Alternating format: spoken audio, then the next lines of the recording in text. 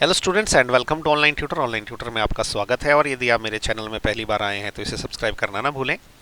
अभी हम कर रहे हैं एक्सरसाइज 8.1 का क्वेश्चन नंबर 3 और क्वेश्चन नंबर 3 में इन्होंने पूछा है कि diagonal AC of a parallelogram A B C D bisects angle A.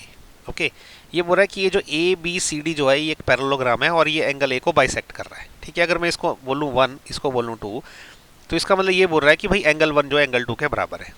Okay, फिर ये बोल रहा है कि शो दैट, अभी हमें शो क्या करना है कि it bisects angle C also. तो हमें ये शो करना है कि भाई ये एंगल सी को भी बाइसेक्ट कर रहा है, यानी कि अगर मैं इसको बोल दूं ये एंगल 3 है और इसको मैं एंगल 4 बोल दूं तो हमें इनडायरेक्टली शो ये करना है कि angle 3 is equal to angle 4। Next में बोल रहा है कि A B C D is a rhombus, ये भी प्रूव करना है। रोमबस क्या होता है? जिस ये एक तरह का पैरेललोग्राम होता है जिसकी चारों भुजाएं बराबर होती है। तो अल्टीमेटली ये बोल रहा है कि हमें प्रूव करना है कि A B is equal to B C equal to C D equal to A B, मतलब चारों भुजाएं आपस में बराबर प्रूव करनी है सेकंड पार्ट में। तो सबसे पहले हमें गिवन क्या है वो लिख देते हैं। हमें जो गिवन है, गिवन में है कि A B C D is a parallelogram, एक हमें ये चीज दी गई है। ओके, दूसरा हमें क्या गिवन है कि एंगल 1 जो है angle 1 is equal to angle 2, क्योंकि ये एंगल ए को बाइसेक्ट कर रहा है एसी, तो मतलब angle 1 is equal to angle 2 है। और हमें प्रूव क्या करना है? प्रूव हमें करना है फर्स्ट में, ये जो फर्स्ट है फर्स्ट में हमें ये प्रूव करना है कि angle 3 is also equal to angle 4, angle 3 is equal to angle 4। Okay, और सेकंड में क्या प्रूव करना है कि ऑल साइड्स आर इक्वल, क्योंकि रोम्बस से तभी प्रूव हो सकता है जब ए बी बी सी सारी इक्वल हो। तो मैं ऐसा लिख देता हूँ, हमें ये प्रूव करना पड़ेगा कि A B is equal to B C, this is equal to C D and this is equal to A D, ये हमें प्रूव करना है। ओके, तो सबसे पहले फर्स्ट का जो सोल्यूशन चालू करते हैं। सोल्यूशन चालू हो गया अभी फर्स्ट का। ओके, यहाँ से लिख देता हूँ मैं सोल्यूशन। देखिए, एक चीज आपको समझनी है कि क्योंकि ए बी सी डी एक पैरेललोग्राम है तो हमको ये पता होना चाहिए पैरेललोग्राम की क्या होती है, आमने सामने की जो भुजा है वो बराबर भी होती है और पैरेलल भी होती है। ओके, तो ये भुजा इसके बराबर होगी और इसके पैरेलल होगी, सेम ये भुजा इसके बराबर होगी, इसके पैरेलल भी होगी। ओके, ये पैरेललोग्राम की प्रॉपर्टी है। तो अब हम यहाँ क्या करने वाले ना, इसको एक्सप्लोर करेंगे। हम क्या करेंगे, देखो ये जो सी डी है ये वाली लाइन और ए बी लाइन आपस में पैरेलल है। ओके, मैं यहाँ थोड़ा सा ड्रॉ करता हूँ आपको समझाने के लिए। ये लाइन है सी डी और डी सी जो भी कह लो, और ये लाइन ए बी है। ये दोनों लाइनें आपस में पैरेलल है। और ये जो लाइन ए सी है ना, ये वाली लाइन, ये ए सी, ओके, ये क्या है, एक ट्रांसवर्स लाइन है। और यहाँ पे एंगल जो है 2 है, यहाँ पे एंगल 3 है। देखो यहाँ पे 2 है 3 है। तो ये क्योंकि पैरेलल भुजाओं के ये तिरछी लाइन है तो ये वाले एंगल आपस में बराबर होते हैं क्योंकि ऑल्टरनेट इंटीरियर एंगल है। ओके, तो हम इसको ऐसा लिखेंगे, हम ऐसा लिखेंगे इसको कि A B is parallel to C D and ये जो ए सी है ये ट्रांसवर्स है and A C is transverse. Okay, तो इसका मतलब क्या हो गया भाई कि ये जो है एंगल 2 एंगल 3 के बराबर हो जाएगा। तो इसका मतलब क्या है, angle 2 will be equal to angle 3। इसका रीजन लिखना पड़ेगा, इसका रीजन हम बोलेंगे, इसको बोलेंगे, इसको हम बोलते हैं alternate, alternate interior angles. Okay, तो ऑल्टरनेट इंटीरियर एंगल्स बराबर हो गए, इक्वेशन 1 हो गई। ठीक है, इसी प्रकार से क्या है ना, ये जो लाइन ए डी है ये इस लाइन बी सी के पैरेलल है। यहाँ पे मैं ड्रॉ कर देता हूँ, देखो ये लाइन है ए डी। ओके, इसी लाइन को मैं नीचे ड्रॉ कर रहा हूँ, ये लाइन है बी सी, ये दोनों आपस में पैरेलल है। और ये लाइन ए सी एक तिरछी लाइन है, यहाँ पे एंगल 1 है, देखो ये एंगल 1 यहाँ पे एंगल 4 है। ओके, तो इसका मतलब कि ये दोनों भी आपस में बराबर होंगे क्योंकि ये भी अल्टरनेट इंटीरियर एंगल है, क्योंकि पैरेलल लाइनों के बीच में जब एक तिरछी लाइन मारते हैं तो ये जो अल्टरनेट इंटीरियर एंगल होते हैं बराबर होते हैं।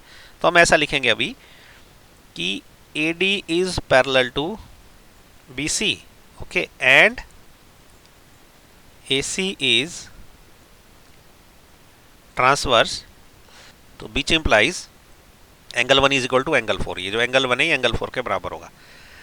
Angle 1 is equal to angle 4, bracket में वही ऑल्टरनेट, ऑल्टरनेट इंटीरियर एंगल्स।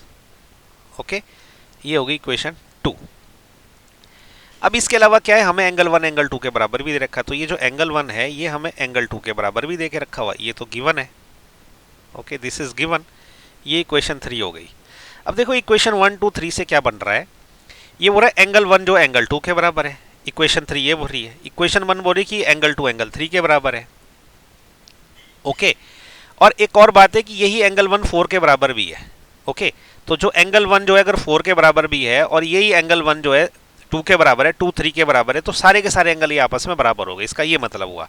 ठीक है, हम विच इंप्लाइज हम ऐसा लिखेंगे कि फ्रॉम इक्वेशन 1, 2 एंड 3। इससे क्या हो गया कि एंगल 1 जो है एंगल 2 के बराबर है, ओके।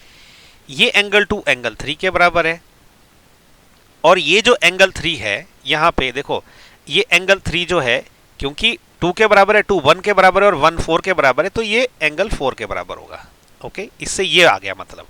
तो ये सारे के सारे एंगल जो है ना आपस में बराबर प्रूव हो गए। इसको मैं इक्वेशन 4 बोल देता हूँ। अब ये हमने प्रूव कर दिया कि सारे के सारे एंगल आपस में बराबर है, लेकिन हमें सिर्फ इतना प्रूव करना था कि एंगल 3 इक्वल टू एंगल 4 है। हमें तो सिर्फ इतना ही प्रूव करना था। तो मैं यहाँ पे लिख देता हूँ, इसको मैं डिलीट कर देता हूँ। तो जो फर्स्ट पार्ट का हमारा पर्पस था वो ये था कि हमने एंगल 3 एंगल 4 के बराबर प्रूव करना था, ओके। तो इसका मतलब सीधा सीधा हो गया कि हम सिर्फ इतना लिख देंगे कि angle 3 is equal to angle 4, okay. इसका मतलब क्या हो गया कि जो पहले में प्रूव किया कि इट बाइसेक्ट्स एंगल सी, तो हम ऐसा लिख देते हैं कि A C, okay, bisects angle C, okay. ये हमारा आंसर हो गया फर्स्ट पार्ट का, ओके। अब वैसे हम सेकंड पार्ट भी करेंगे, उसमें हम ये इक्वेशन का यूज़ करेंगे, आप ध्यान में रखिए, ओके, कि एंगल 1 2 3 4 सारे के सारे एंगल आपस में बराबर है। सबसे पहले मैं क्या करता हूँ, ये एक्स्ट्रा चीज़ें डिलीट कर देता हूँ ताकि मेरे को जगह बन जाए लिखने के लिए।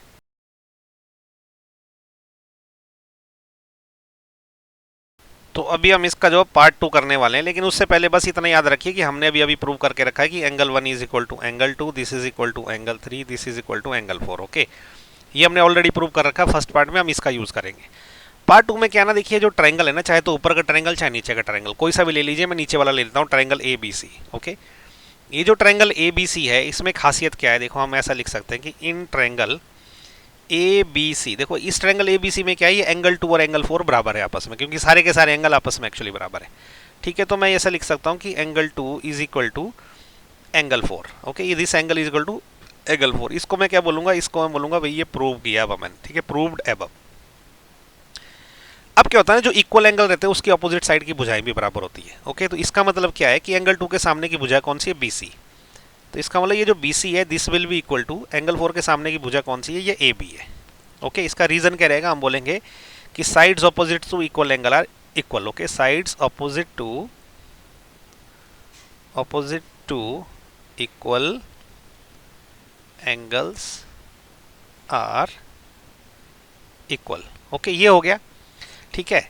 लेकिन हमें क्या है, बट इस, अब हमने ये भुजा तो इसके बराबर लिख दी, लेकिन अब ये ए बी जो है सी डी के बराबर भी है, okay. But A B is equal to C D, ये जो ए बी है वो सी डी के बराबर है, और ये जो बी सी है, ये ए डी के बराबर है।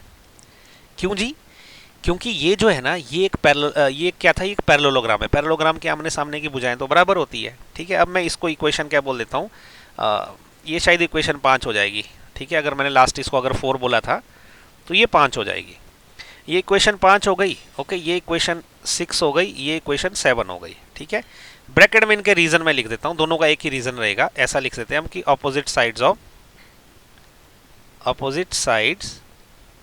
Of parallelogram, okay, are equal. तो पैरेललोग्राम की जो ऑपोजिट साइड्स होती है वो इक्वल होती है, तो इन दोनों का ये रीजन रहेगा, ठीक है। अब देखो यहाँ पे हम बोल रहे हैं कि ये जो ए बी है, यहाँ पे ये ए बी है, ये देखो ये इस बी सी के बराबर है, ओके। ऐसा लिखता हूं मैं कि फ्रॉम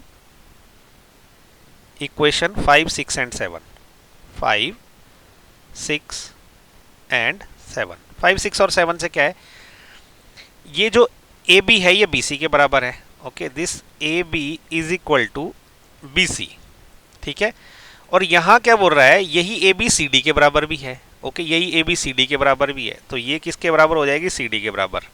नेक्स्ट ये क्या बोल रहा है कि भाई ये जो बी सी है, ये बी सी, ये इस ए डी के बराबर भी है, तो this will be equal to A D. तो अल्टीमेटली ये हो गया कि भाई ये सारी ये जो 5 6 एंड 7 इक्वेशन है, इसके हिसाब से सारी भुजाएं आपस में बराबर हो गई, ठीक है।